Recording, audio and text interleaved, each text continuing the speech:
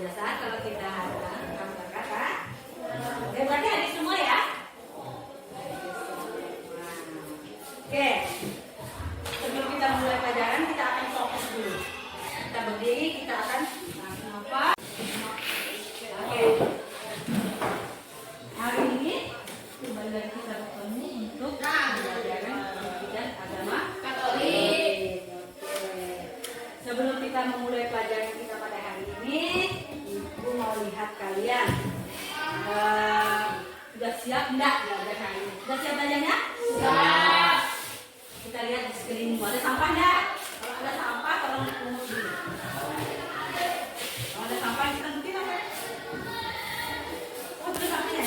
Kamu juga. Maka kamu bawa yang untuk sampah. Ayo. Depan masih ada sampah, silakan diambil sampah-sampahnya dibuang. Nah, silakan dibuang sampahnya. Itu ada makan. Coba saya bilang dulu.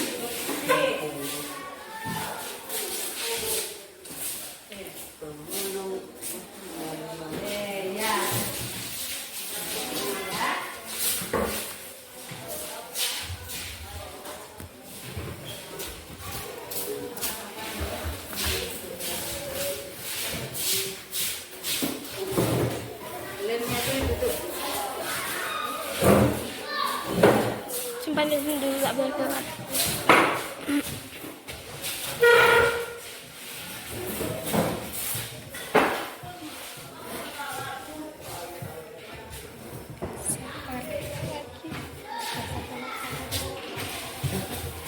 Kalau mau masuk kelas harus dalam kondisi bersih ya pakai ya. Terima kasih.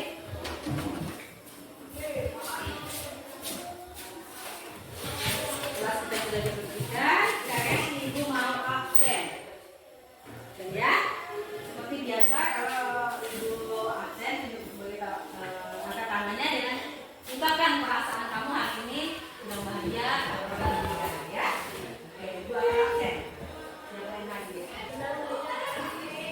Henrikus, Laura Asifa, Alasrin, Sergio Miskin. Biasa kalau kita hadang kamu berkata, oke berarti adik semua ya. Oke, sebelum kita mulai pelajaran kita akan fokus dulu. Kita berdiri, kita akan nafas, stop, nafas, tahan dan keluar. Kita berdiri dulu. Dalam kondisi rileks ya. Oke. Sebelum masuk ke materi kita hari ini, kita Ibu akan bertanya sedikit tentang cerita. Pernah nggak kalian mendengarkan cerita lalu memahami apa yang disampaikan? Pernah nggak? Pernah. Misalnya cerita apa? Pengalaman? Tentang banjir. Misalnya cerita banjir. Lalu mendengarkannya bagaimana? Ada banjir di Suwas. Lalu cerita tahu. Kalau kalian mendengarkan cerita, mudah nggak kalian memahaminya? Enggak. Kayak nonton film-film gitu, ya kan? Lebih enak nonton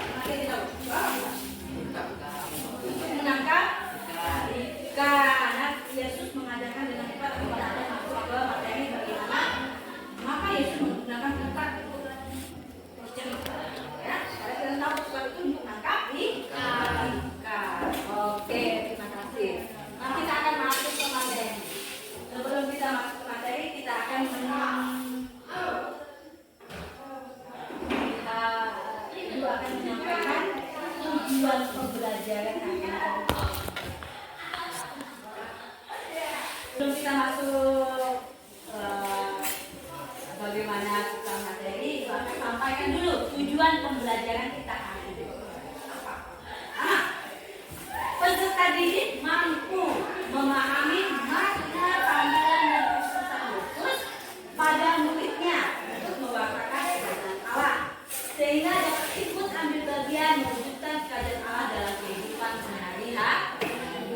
Dan kedua, peserta didik mampu menjelaskan makna perumpamaan yang diberikan Yesus dalam kitab. Itu tujuan pembelajaran kita hari ini, agar kita memahami panggilan dan makna Yesus dan mampu menjelaskan makna perumpamaan Yesus. Oke. Tadi hari ini nanti ada tes. Ada tes formatif tadi sudah dibawa. Nanti akan kita akan 3 kelompok. Akan mulai. Lalu ada tugas-tugas yang di lembar jawab juga akan ibu nilai. Masuk pembelajaran kita hari ini. Penuntasannya yaitu 70. Kalau sudah dapat 70 berarti sudah tuntas. Ada pertanyaan tapi tidak perlu dijawab. Apa yang dimaksud dengan kerajaan Allah yang diwujudkan melalui kehadiran Yesus di dunia? Apa yang dimaksud dengan perumpamaan dan mengapa Yesus seringkali menggunakan perumpamaan dalam pengajarannya? Ketiga, bagaimana cara kita dapat mengaplikasikan konsep perumpamaan dalam kehidupan sehari-hari? Itu pertanyaan otomatis untuk dipikirkan dan akan kita bahas pada pembelajaran ini. Mengapa Yesus mengajarkan dengan perumpamaan dan apa makna perumpamaan Yesus dan bagaimana cara kita mengaplikasikan, mengimplementasikan atau menjalankan perumpamaan tersebut dalam kehidupan kita sehari-hari. Oke. Kita akan menonton video tentang perumpamaan Yesus.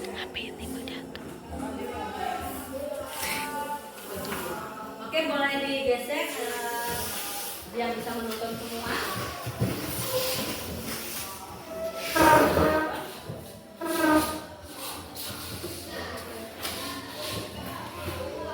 Silakan gesek kursinya.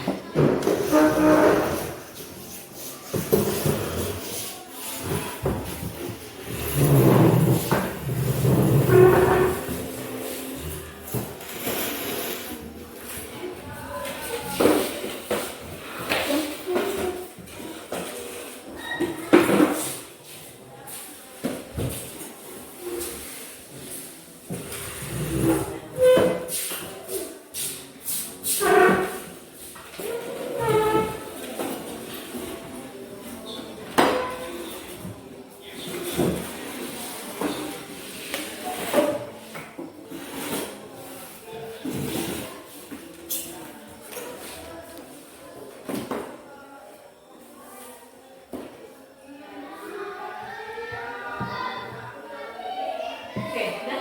Nampak nggak? Ya, udah nonton. Tentang perumpamaan disimak baik-baik. Kalau ada yang perlu catat. Kira-kira perumpamaan tentang apa yang kamu lihat hari ini ya? Oke. Ya, nanti pada saat ada pertanyaan kalian bisa menjawab. Jadi siapkan kertasnya. Kalau ada yang bisa kamu catat. Tentang perumpamaan tentang apa? Tentang perumpamaan ini ya. Catat ya. Jadi kira-kira Yesus mengajar tentang apa?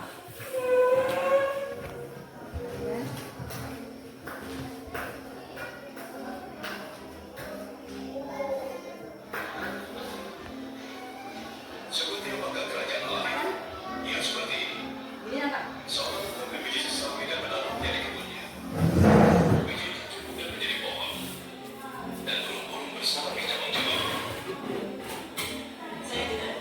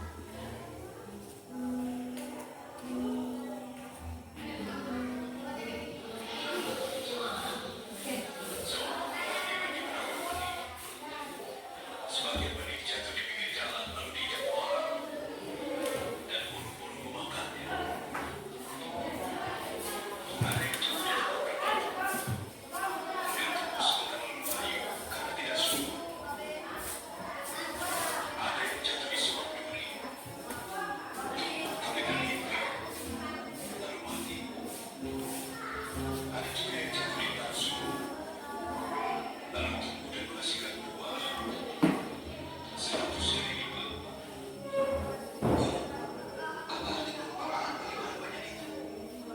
Kamu diberi karunia mengetahui rahasia kerajaan Allah.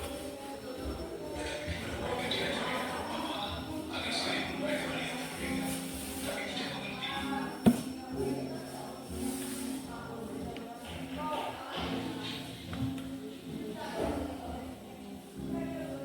Inilah arti perumpamaan ini.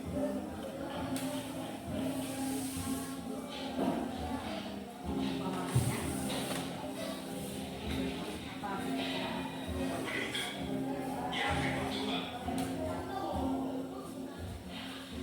Yang jangan dipikir jalan yaitu orang yang mendengarkannya. Tapi iblis datang dan merampas firman itu, sehingga mereka tidak percaya dan tertawakan. Yang jatuh di tempat berbatu-batu yaitu orang yang mendengar dan menerimanya, tapi tidak berakal. Mereka mencari sebentar, kemudian pada saatnya mereka murka. Yang jatuh di sebab duri yaitu orang yang mendengar, tapi kekhawatiran dan kenikmatan duniawi menghimpit mereka hingga tidak menghasilkan buah. Yang jatuh di tanah yang subur yaitu orang yang mendengar firman itu dan menyimpan dalam hatinya dan bertahan sampai menghasilkan buah.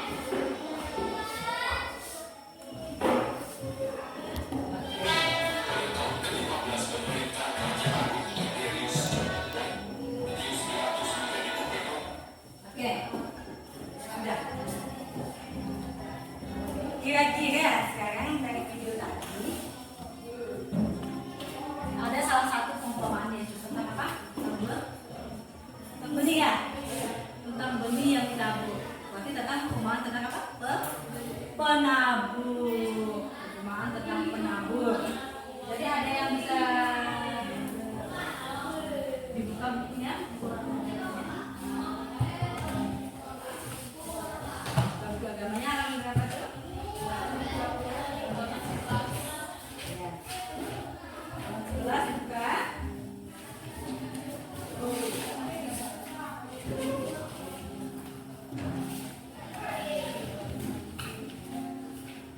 Oke. Tentang penabur. Kira-kira tadi ada benih-benih yang ditabur di tempat yang subur, apalagi di bebatuan ya. Di jalan juga ada. Kira-kira di tempat mana yang paling bagus tadi ditaburkan? Di tanah yang subur. Kalau di tanah bebatuan tadi subur enggak? Ngapa ada ibu? Biar tadi? Ya, terhimpit ya. Dia terhimpit, tidak bisa keluar. Ada lagi yang di dalam tadi apa? Di mana? Tunggu enggak? Oh iya. Nah, begitulah kerajaan Allah. Ya, kerajaan Allah kalau kita disampaikan kepada orang-orang yang bisa apa? Di tempat yang subur yang bisa menerimanya dengan baik, akan bertumbuh dengan berlimpah. Tapi kalau ditaburkan atau disampaikan kepada orang-orang yang tidak mau menerima, maka kerajaan Allah itu bisa tumbuh, bisa cuman sangat sulit. Itu tentang perumpamaan tentang seorang penabur. Oke, sekarang kalian melihat dulu, kalian lihat dulu gambar ini, yaitu kalian lihat gambar ini. Sudah nampak gambarnya? Sudah nampak gambarnya? Oke. Ini gambar yang pertama. Tentang apa? Kira-kira perumpamaan tentang apa gambar yang pertama? Harta ya? Benar. Yang kedua, yang ini. Ya. Batang buku? Bukan. Yang ketiga ini tentang apa? Yang terakhir? Pembawaan tenggelam di antara jantung. Oke. Sekarang kalian masuk ke dalam kelompok, dua kelompok pertama dan kelompok kedua. Silakan masuk ke dalam kelompok.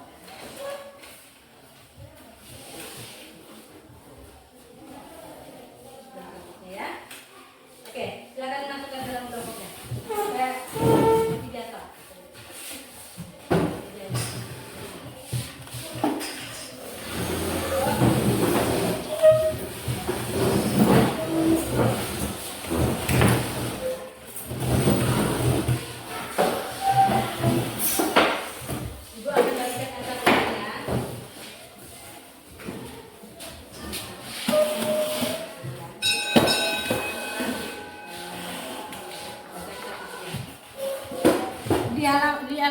itu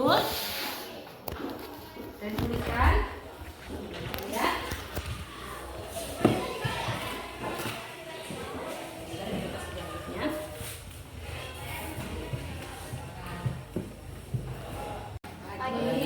Kami dan satu tugas kapasitas hasil diskusikan. Yang pertama adalah perumpamaan tentang soal perilaku. Dengan perumpamaan ini, Yesus menyampaikan bahwa dalam banyak perumpamaan tentang kerajaan Allah, betapapun dibayangi oleh kegagalan, pada akhirnya akan menghasilkan buah yang berlimpah, melebihi apa yang diperkirakan manusia. Oleh karena itu, pantasnya kita tidak perlu khawatir. Itulah gambarnya. Yang kedua adalah perumpamaan.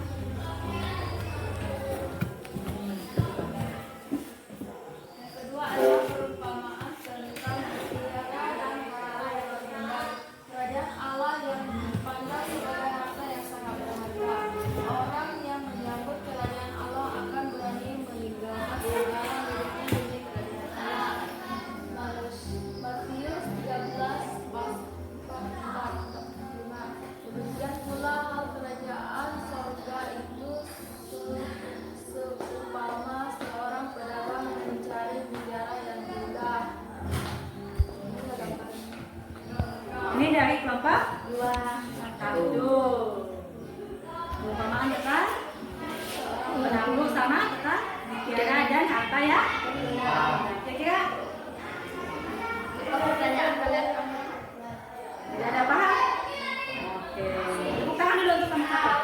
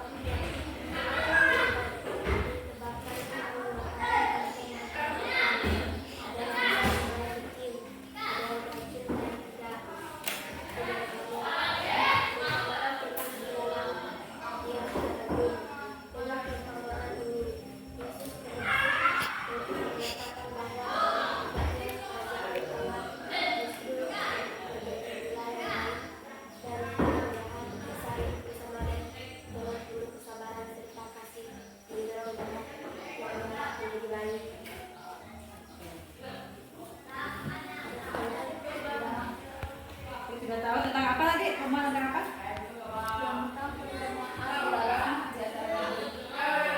Dia mau oke? Mau dengar? Sudah paham nggak dia? Menyampaikan. Oke, tepuk tangan. Diskusi kelompok sudah mempresentasikan hasilnya dari kebiasaan kita semua. Sekarang kita akan masuk di kegiatan penutup. Nah, di sini kita akan menyimpulkan dulu. Kira-kira apa yang kita dapat hari ini? Kita akan memberikan kesimpulan, ya?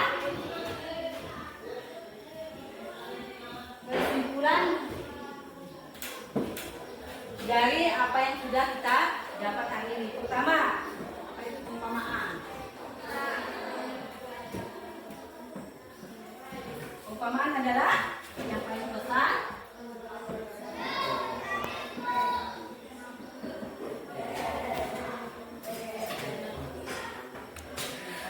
Dengan menggunakan